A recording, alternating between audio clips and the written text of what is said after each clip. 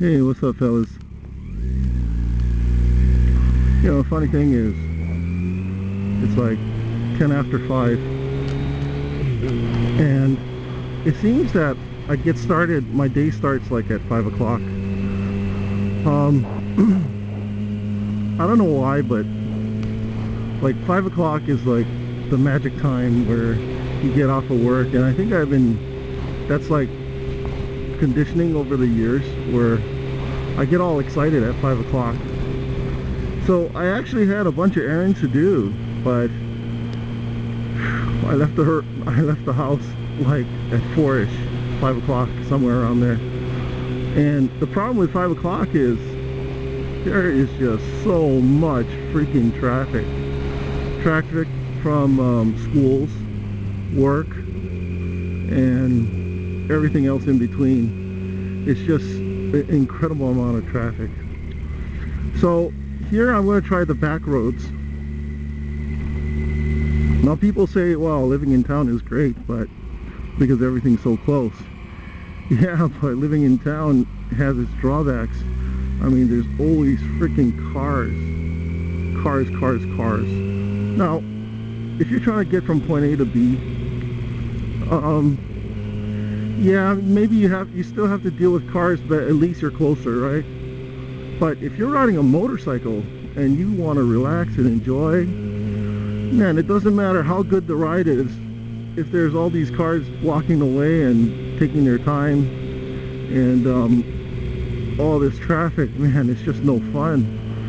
For the most part, you know, on a motorcycle, you have to be a very defensive rider. Well, when you're in really slow traffic, there's not many places you can go.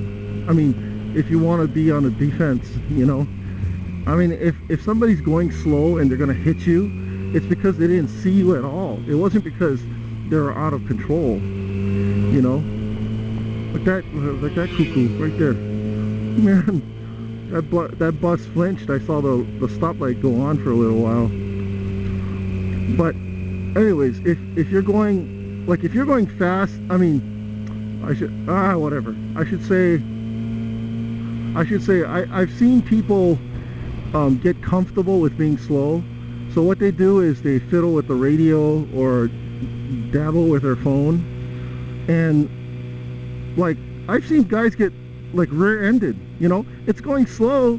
There's really no risk of you know, crazy drivers, like fast driving. But when you get hit in traffic, in slow motion traffic, it's because the driver really is not paying attention, and you know, and it puts you at a really big disadvantage, because like I said earlier, you have nowhere to escape, and that is a huge problem. I think it's a huge problem.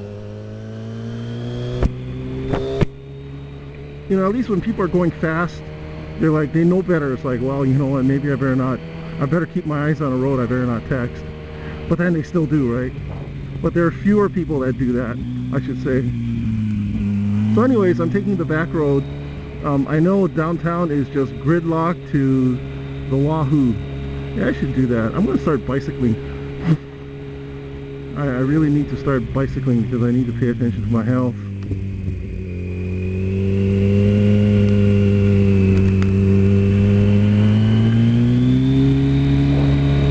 So I'm going back here on Tantalus, and I'm crossing over to the next valley.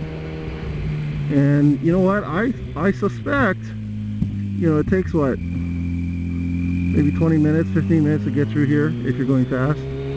I suspect it probably is going to take, it would take the same amount of time fighting traffic going through all these twists and turns. Man, I'd rather take a little longer, get my kicks doing this, than fight through traffic and get there a little earlier. You know what I'm saying?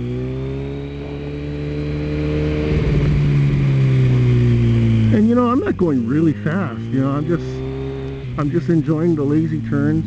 I don't know, well, I wouldn't call it lazy, I'm just turning I guess just riding in a lazy way, not really hanging off or anything, just leaning over in an exaggerated way. You know how it is. You just lean over, and it's a great feeling, flip-flopping.